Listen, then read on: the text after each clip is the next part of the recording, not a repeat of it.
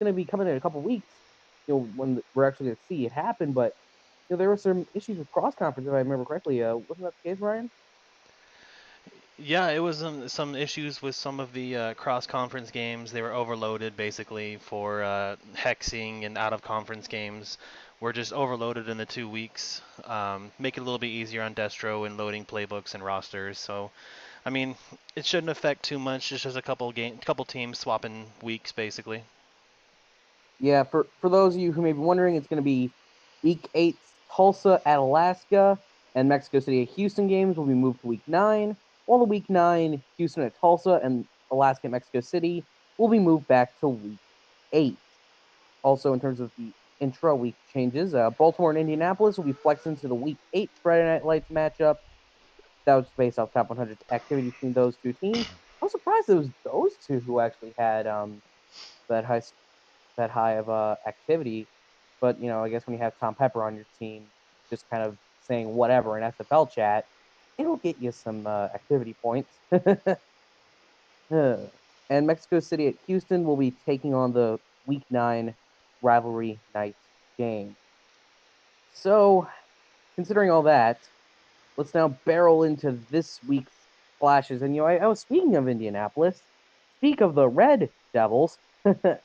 They're coming in this week and they're hosting the hotter than hell. Some would say. Okay, I'm going to stop with these puns now before I unintentionally kill both Ryan and Ramos in this Boo podcast this man. Boo already. this man.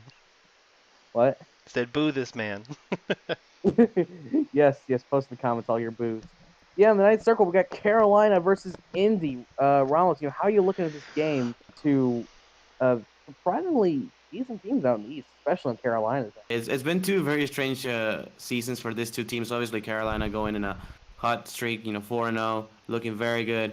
As far as Indianapolis, they just got destroyed last week by the Queen City Corsair. It was not pretty. It is 40-20. Like the score might not look that terrible, but it was not even close. As far as Carolina, I like what I've said. How they are able to close these games, and I know they will be on the road this week, but I like their chances. I think they have the tools, and I like them going 5-0. I think they, on offense, they look strong enough, and they have, found a way that on defense, stop the opposing teams when it matters most, which is what hurt them last season. Last season this was probably like a 500 team, and probably like a playoff team, but that defense just could not hold them to end games and hold the opponents to end games. So now this Carolina Skyhawks team looks really strong, and I like them going into Indianapolis and take another W. Taking those dubs for days. So do you agree with him, Ryan, on that one, or do you think that it's just going to be, um, or do you think that Indy is going to somehow pull off a win here?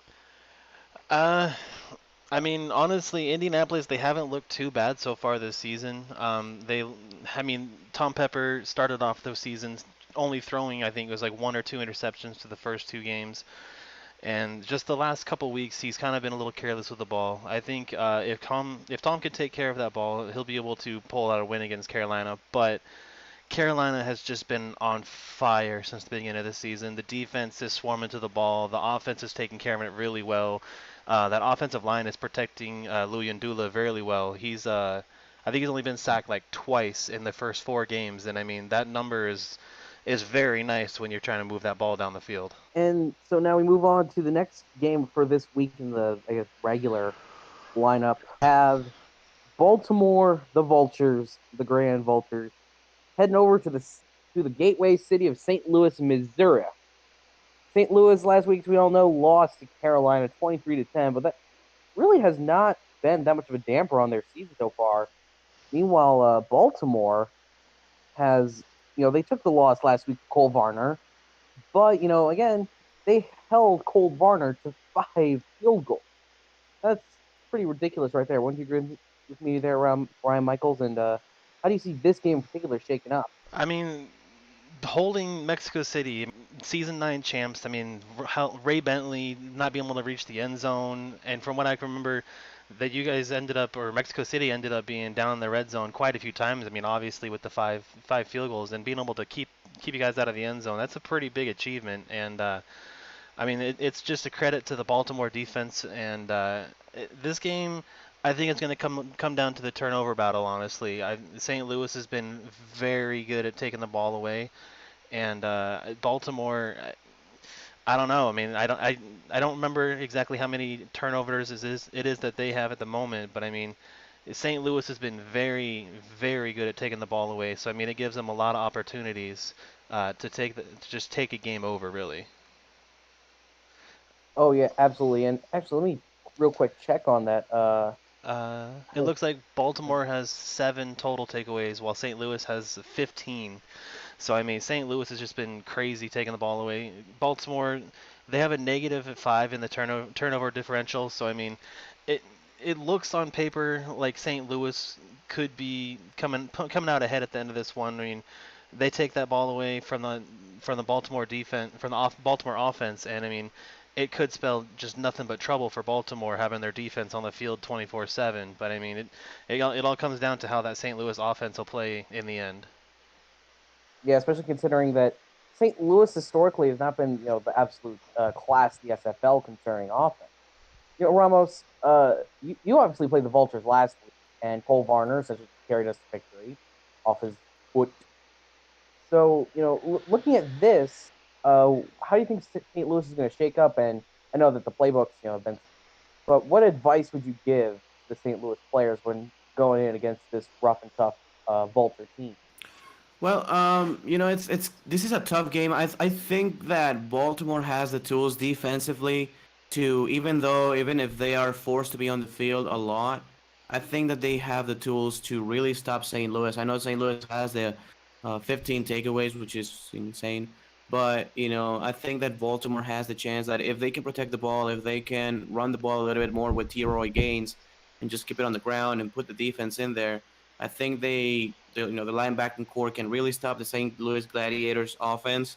And overall, I like the Baltimore receiving core. And overall, again, I think that Baltimore with experience with the players that they have right now, with the defense that they have right now, they just need to find a way to score a little bit more points. And I like Baltimore. I think that if Baltimore can put in 17 points, they can potentially have this game. I see this as being a low scoring affair. And if again Baltimore can score 17, I like their chance. Every one of these games seems to be leading into each other from last week's matchups. Because next up off the broadcast schedule, we have Mexico City at Sioux Falls at 4 p.m. Which before we get into that, how the heck did this not win game of the week? I think Ramos pointed this out in the podcast meeting. This is the only game this week, to my knowledge, that both teams are above 500. So like, and it's a historical Western Conference rivalry. How is this not in game of the week? I don't know. Stuff happens. Now I'm very moderately frustrated.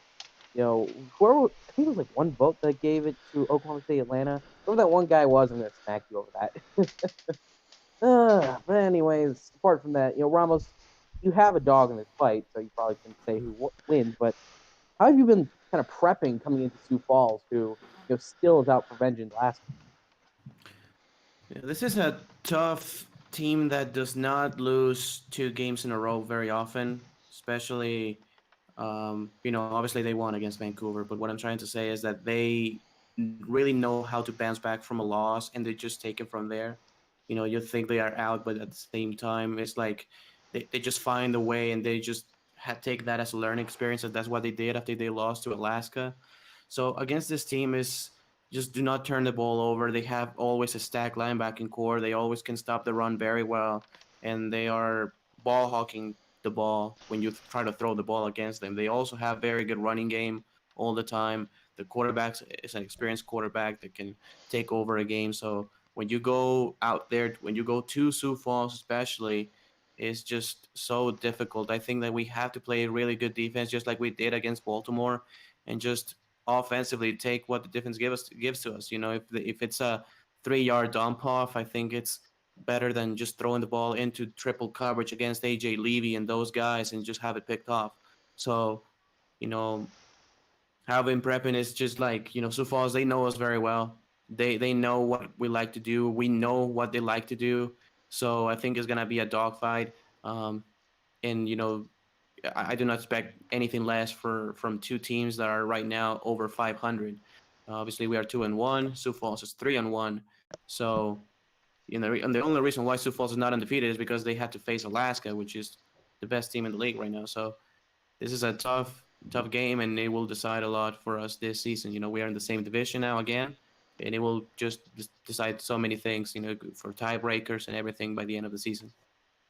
Yeah, always important to win your intra-conference games. And Ryan, both these teams obviously they were you came around after all the stuff happened between Mexico City and Sioux Falls, especially the last time they played each other.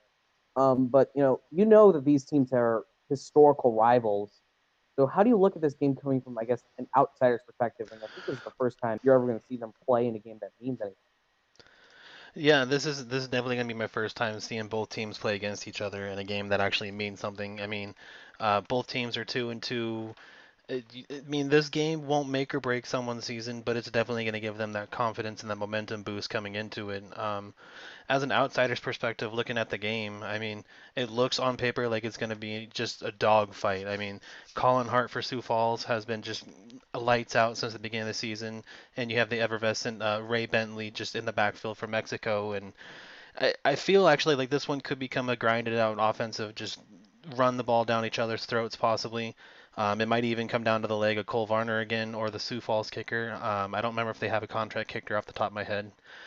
But I mean, I feel like this is going to be a pretty defensive struggle, slow, grinded out against each other, and just wear each other down big time. Yeah, I wouldn't be surprised if that happened either.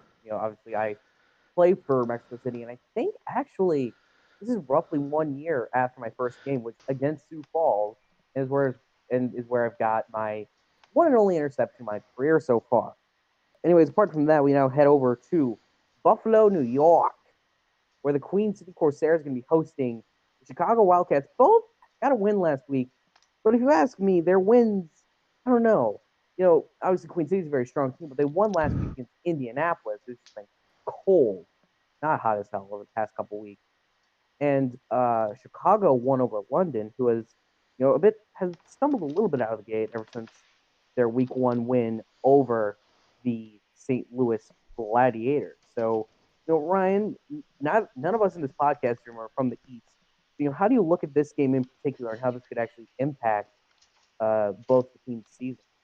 Yeah, I mean I agree. I mean, like I was saying, it'll be kind of a momentum builder for each team. It'll just kind of this is like I said, it might not be a make or break game, but it'll be definitely could definitely end up being a season defining game for one of the other teams. We'll have to see how it kind of affects them going into the next week, but we'll see how that all plays out once the day comes.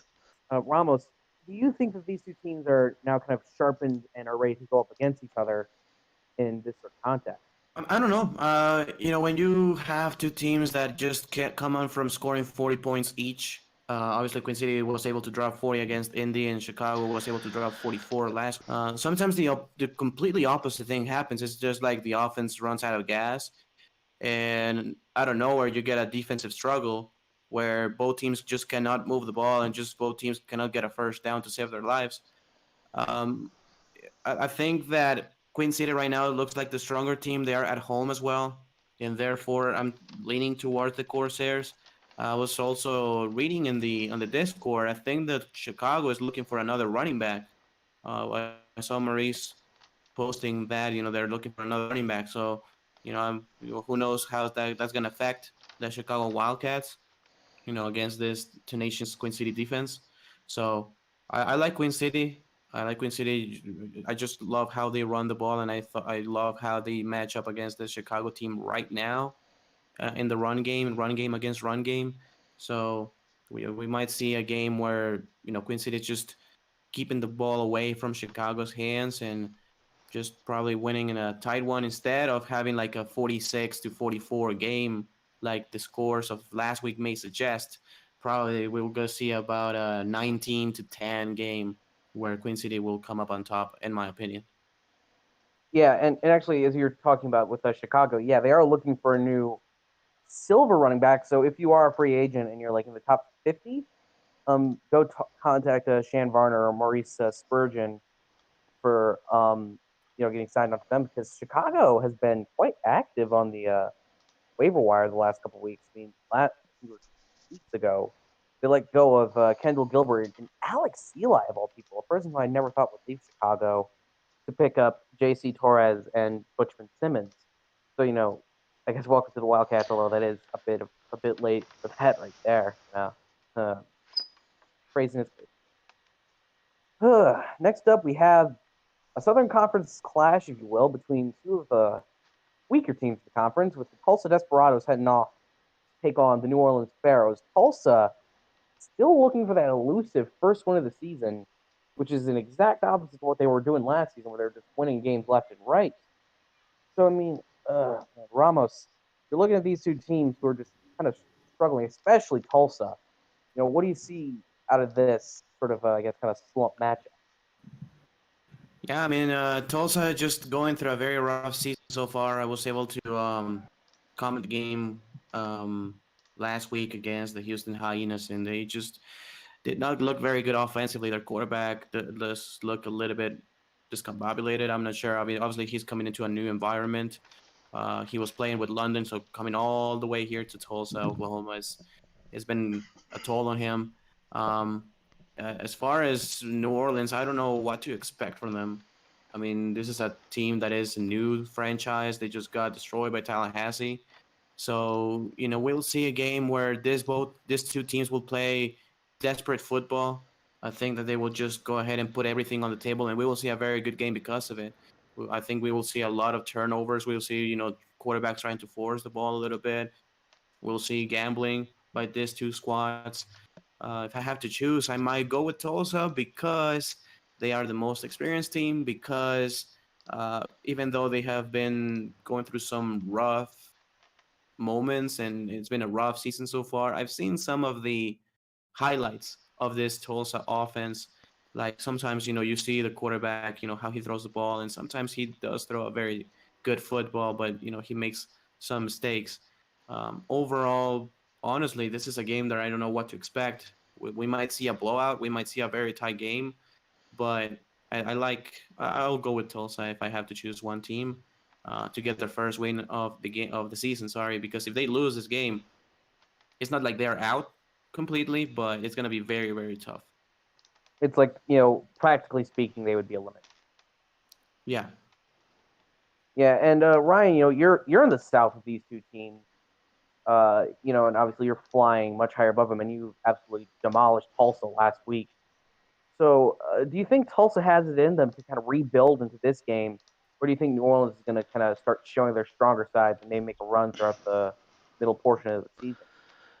I think Tulsa actually, in that first half, they actually gave us a really good fight and actually had me a little worried in the first half of our game. It was the second half that our defense started showing up and actually kind of started shutting them down there. So I mean, seeing if they can build off what they did in the first half in our game, I could definitely see them walking away with the win against New Orleans. New Orleans, I mean, they do have one of the better defenses from what I can recall so far. They don't allow too many yards per game, I believe it is. It's their offense that has been struggling out of the two of them, basically. Um, Tulsa, for them, I think the big thing, I know Ramos mentioned the quarterback taking care of the ball. I feel like they really need to get Sanzo Robinson more involved. But I mean, I know they're trying, but they got to come up with another scheme for him somewhere. You got to find the right scheme to fit your player, and so far they haven't been able to do such, and it's not helping them at all. I mean, I believe their running back was only averaging about 2-3 yards a carry. It's looking like they get about 44 yards a game. So I mean, it's not the lowest in the league, but it's definitely not an easy way to win football games. For New Orleans, that defense has just got to keep showing up. Um, I just I really like Xander Gold. I really like him. I want him to be able to excel here, and I just feel like Tulsa, if they can build off what they had in the first half, well, I agree with Ramos. They're going to walk away with their first win of the season here. Alrighty, so yeah, it looks like the podcast is going with Tulsa on that one. Very interesting. And before we start barreling into our primetime slate, we have Vancouver at San Francisco, a matchup that last season, although these two teams were definitely towards the bottom of the league, always created a very interesting matchup. And now that the two teams are essentially in the same spots they were last season, especially on that win-loss column. San Francisco, they now have their new QB who's been doing pretty well, and Vancouver has been putting the pieces back together. So, and Ryan, you're the outsider here from this conference. How are you going to look at these two teams showing up against each other in what is essentially a rivalry game? It's been a little bit difficult for them. They definitely have had their issues getting Cody into the end zone. The Sharks, they added Rob Roby the other week, and he came in and kind of lit a fire under that offense.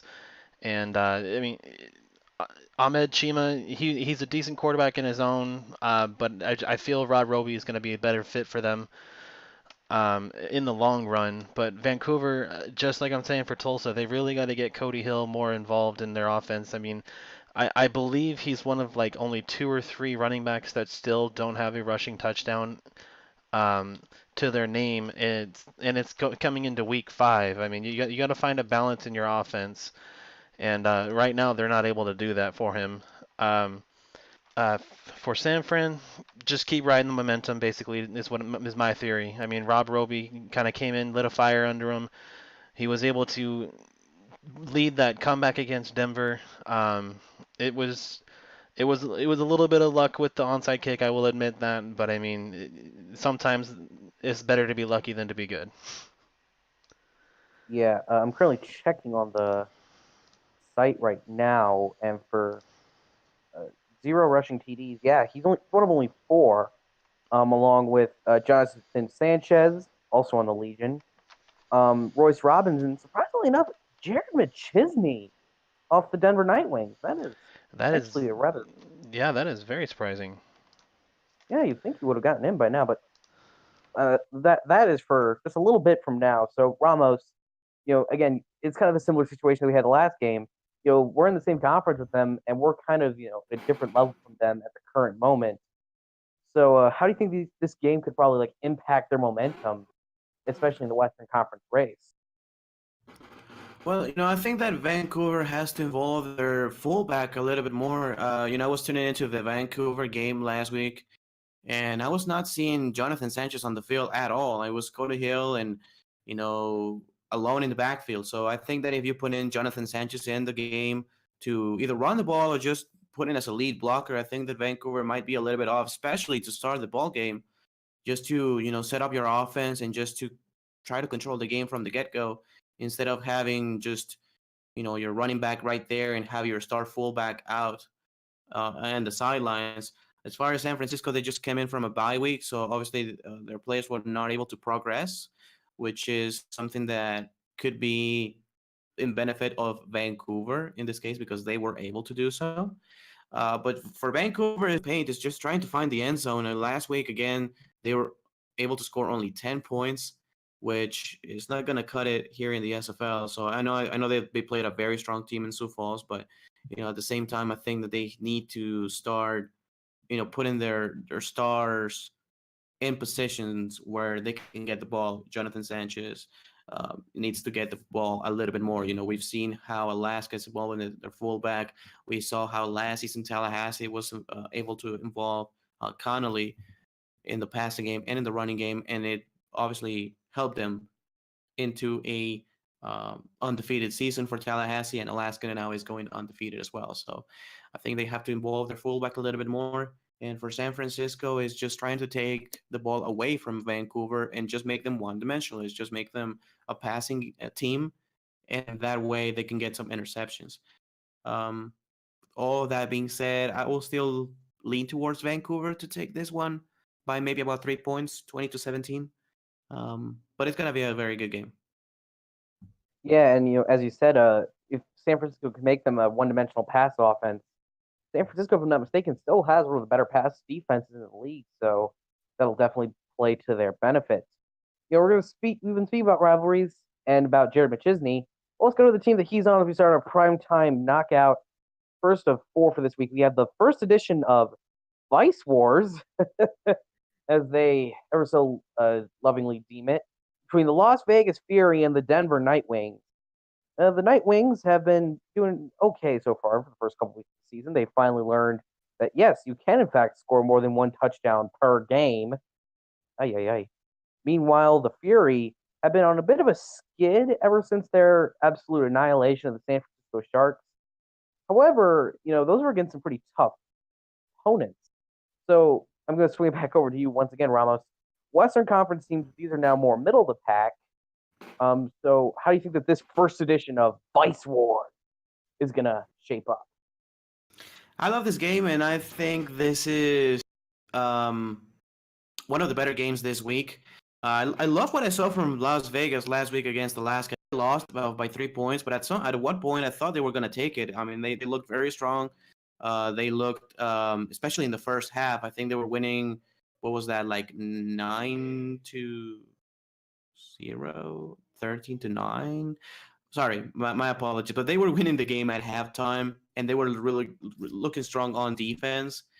And they ended up losing just by 3 points. As far as Denver, I've really liked what I've seen from the Denver offense this past 2 weeks. For the first 2 weeks, they just couldn't score. They scored only 10 points against Vancouver to start the season, and they just scored 11 against us. And now, we've seen Denver score 34 points last game. They scored another 34 against San Fran a few weeks back.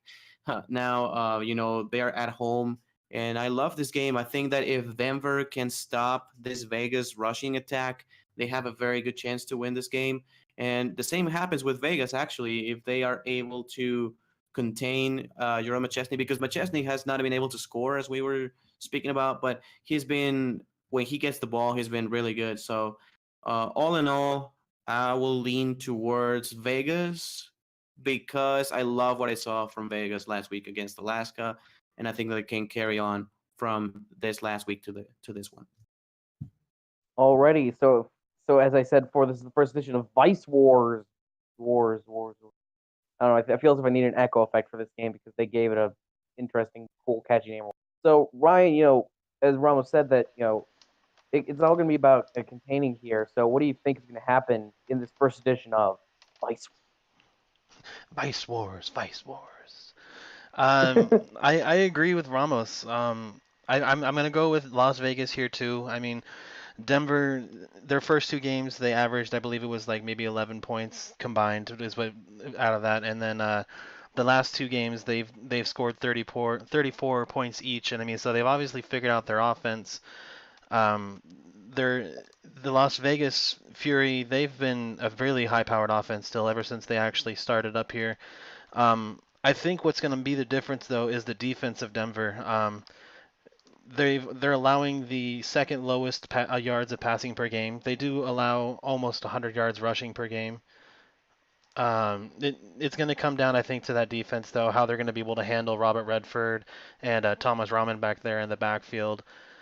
They do allow, let's see, 18 and 0.75 points a game, which brings them down to about the top 10 in the league, top 9 in the league in defensive categories here.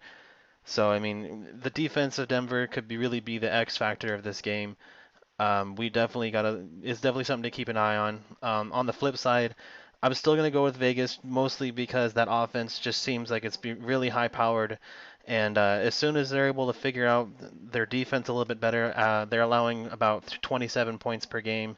In my opinion, Las Vegas offense is going to overpower the Denver defense a little bit, but I do expect this to be a little bit more of a shootout here, possibly with how the Las Vegas defense has been playing and allowing a lot of yards through the air.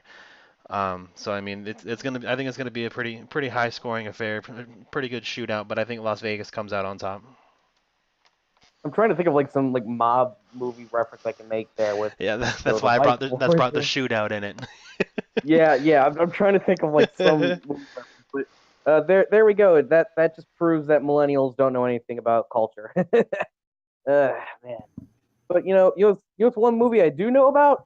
Friday Night Lights. And for this week's Friday Night Lights, great transition there, Jack. We have the Alaska Storm heading off to the United Kingdom, take on the London Knights, who are, in essence, copying what the Alaska Storm did last season, which may or may not have learned. I mean, it only won them a championship, and Alaska's on fire. Meanwhile, London is starting 1-3, which is the inverse from where they were at this point last season. So that may mean something there, guys.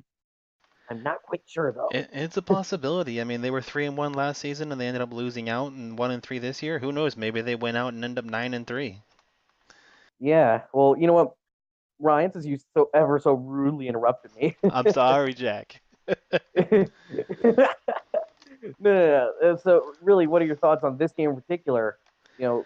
With London, essentially, are they going to essentially be shown here they are Alaska light through and through? I mean, looking at this Alaska offense, they've just been going crazy. I mean, they came in, they're scoring 32 points a game, 343 yards passing. They got themselves a star fullback leading the way for a non-contract halfback. They're still averaging 64 yards a game on rushing. I mean, this offense, Mighty's got this offense running in a very, very well-oiled machine, and I mean, it's going to be hard to stop them. Their defense is also one of the best, much like it was last year. They're allowing the second lowest amount of points per game, 14.75, allowing under 300 yards total of 230 passing and 63 rushing per game. So I mean, the only knock I could say on them really is that they've only gotten 7 takeaways. So it puts them actually in the lower third of the league and only gives them a turnover differential of +1. So I mean, if London is able to take the ball away from them, I mean, I know that Alaska's only gotten 6 balls taken away from them. But the thing that London can do for that is they can get some pressure on the quarterback, as shown in Week 1. Um, I think they total about 13, 14 sacks against St. Louis, if I remember correctly, who they played. And so, I mean, they can put some pressure after that quarterback, make them uncomfortable, get them to throw some errant balls, and those defensive backs can put their hands on it.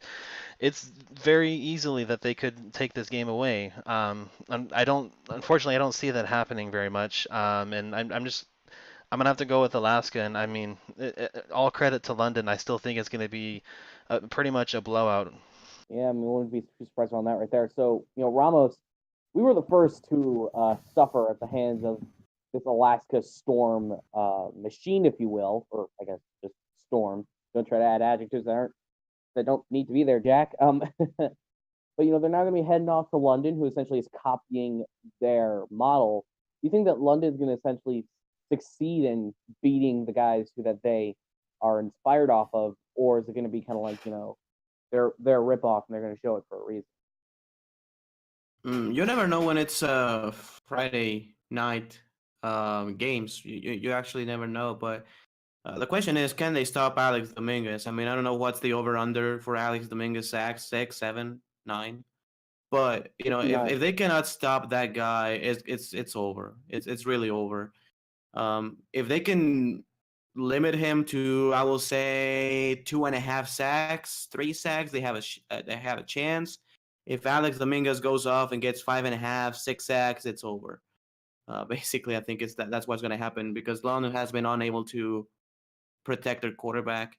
And if Alaska, Alex Dominguez, that defensive line goes off, they will have good field position all game, which is going to lead from Alaska touchdown. So if they can limit Alex Dominguez, this might be a competitive game in which London might be able to pull the opposite.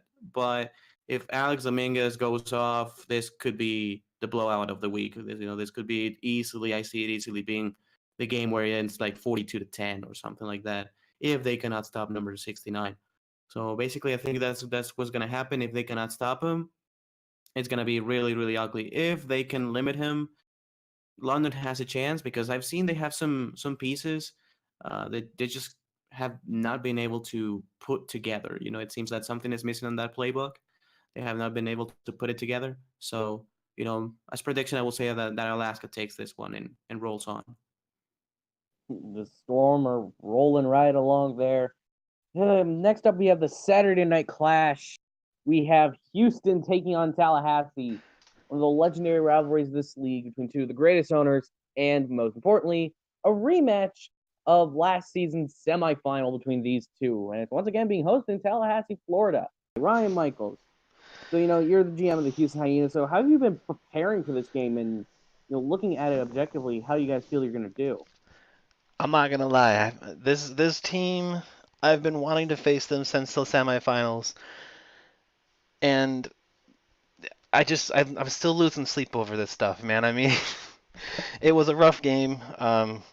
Offense just couldn't really work out. The defense wasn't really quite working all the way we wanted it to. And this season, that offense, although it's been held in check sometimes, it's definitely going to be a tough game. I could see it being close to what it was for the playoff game, hopefully a little bit closer. But Christian Christensen, he's one heck of a quarterback. I mean, I believe he was league MVP last season. He's got his receivers Ken Gossett, Duke Wilson, and two of them are just prolific. No matter what, they're coming down with the ball 90% of the time when it's thrown in their direction. Um, for that defense, they still loaded up with those four D linemen. Oh, I can't believe I almost forgot Jaye Eniola. I can't believe I keep murdering that name. Everyone in the league does. So I mean, he's just trucking people left and right. That offensive line is giving them beautiful, beautiful running lanes, and he gets to that second level in the linebackers and defensive backs, and he puts them on what would be our equivalent of Sports Center for all the wrong reasons. I mean, he's leaving guys in his wake. He's leaving people in body bags. It reminds me of Ray Bentley in the championship of season 9.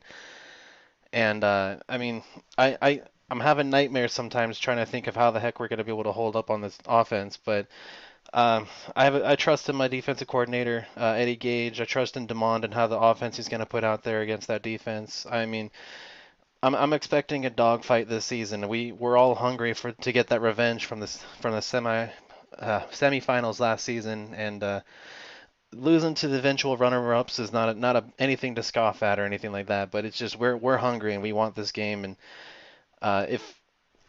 if I'm correct, I believe this game will actually determine the top seed of the Southern Conference at the end of the week, with Tallahassee being undefeated and we're at 3-1. So, I mean, I'm expecting a dogfight. Definitely. This is a very good game. I saw a lot of positives from Houston last week. I was calling the game with Curtis, and I love, number one, how Kentis Johnson throws the ball. I love his throwing motion. I really like the running game. I really like the offensive line. I was watching that. I think it was the left guard, number 69, who was named I called like 6 times, 7 Yeah, times, 10 times that game. You brought him up quite a bit. Yeah, I was so impressed with that guy. He looked like a star offensive lineman. He was pulling left and right, and he was blocking the tackle, and he was blocking the linebacker, and he was blocking the cheerleaders on the sideline. He was blocking everybody and opening beautiful lanes for the running back. He was protecting Kentes Johnson, and he was throwing the ball beautifully. The wide receivers, I really like the wide receivers from Houston. Obviously, Ryan Michaels was able to return a pick six. And, overall, I saw a lot of positives from Houston. Whilst Tallahassee, I called the Tallahassee game a couple weeks ago against Atlanta. And Jaya and Yola looks impressive. He does look like Ray Bentley of season 9. And, it's a combination between quick and strong. He's like 5'8" and 230 pounds. So it's really difficult to stop at the line of scrimmage because he kind of hides behind his offensive lineman, and he just puts his shoulders down and he just runs over people. It's really fun to watch. Obviously, they still have Christian Christensen, the very good quarterback, last season's MVP, as Brian was saying. And this is an incredible game between two heavyweights, two teams that have been in the championship game before. And overall, I have to give the slight edge to Tallahassee. Sorry, Ryan. I have to give the slight edge to Tallahassee because of Yaya and Yola. Last season, it was that passing game with Duke Wilson and Ken Gossett. Now it's that running game. Now it's that running game that nobody seems to be able to stop. If there's a defensive coordinator, though, that I trust to stop the run, it's Eddie Gage. But until I see it, I will still pick the Tallahassee Pride at home. I can't fault you, Ramos. I mean, it's a tough one to pick. It's really tough. I see it going either way. I mean, Houston is a team that has been here for a lot of seasons. And if Ryan Michaels, if Eddie Gage, if Blake Chance can get an interception returned for a score, it can completely change the game.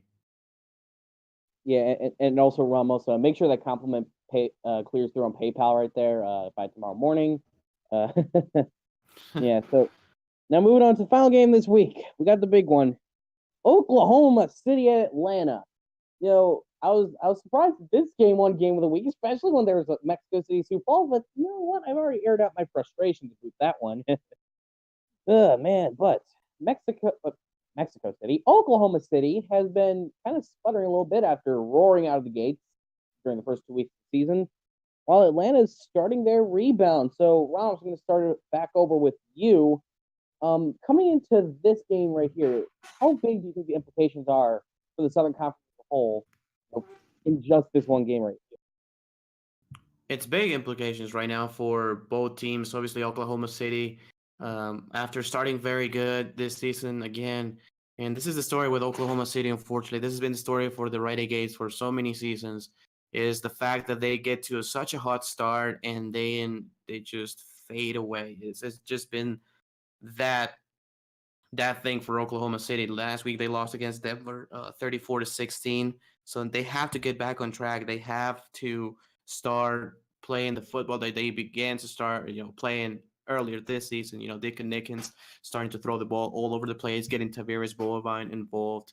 And that's going to be the key, I think, for Oklahoma City. If they can put in Tavares Bovine in those situations where they can put in mismatches, between the linebackers and the safeties, I think it's gonna be the key for them to trying to take advantage of the Atlanta defense, which last week looked a little bit off, if I may say that. They allowed 34 points against Dallas, but their offense looked incredible. They scored 45 points and they were able to take a win.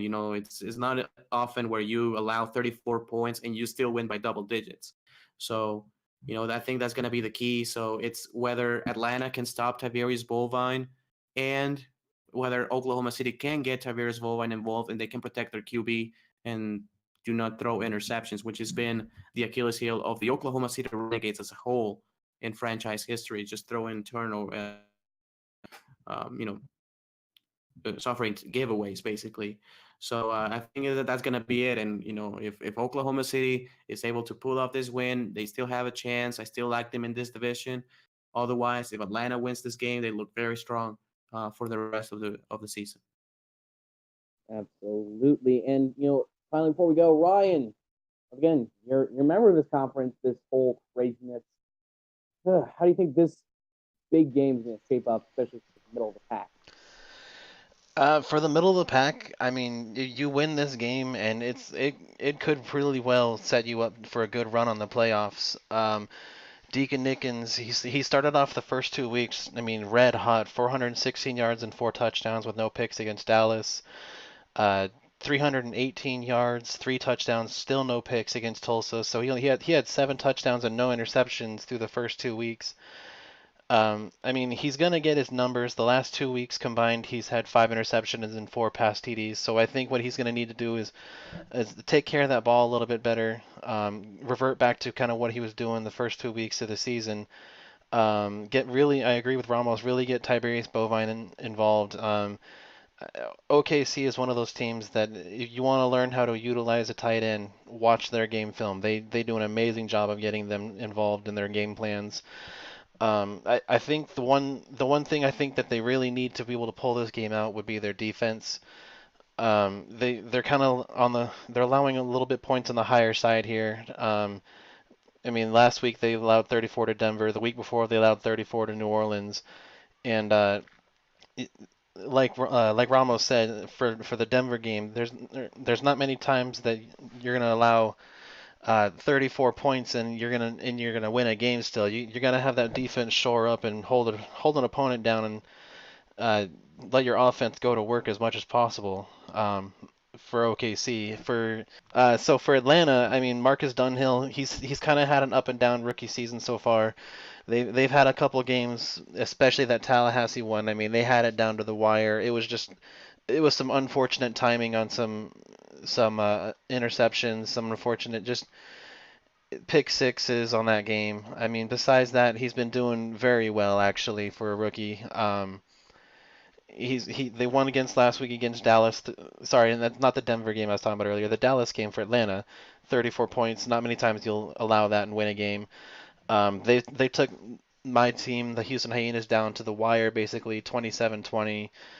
I mean, so they've been in a lot of these games. I mean, they're at 2-2. They took on the Chicago Wildcats week 1, put up 34, allowed 21. I think it's going to be the same deal. I feel like for either team to win, they got to have that defense step up and really kind of start limiting an offense. We've seen that these offenses can put up some pretty good points, but that defense has got to be the factor that helps them win those games. I think out of the two, it's hard for me to actually choose, but I think I'm actually going to go Atlanta on this one. I think Marcus is going to be able to throw that ball around all over the field. They're going to get BDG Hollywood included in the game plan. He's usually a very solid running back there, and I feel that if they can get that run game going, that's going to open up the passing lanes for Marcus, and he's just going to have a field day on the defense. That's Yeah, Field Dale. yeah, I agree. Sorry for interrupting. Right now, I did not give my game at home. I just love how they were able to put up 45 points last week, and I think they would just carry on. I love when Marcus Dunhill is focused and when Marcus Dunhill is playing his game. He's a really good QB. Otherwise, when he's not throwing interception, because that's the only knock on him.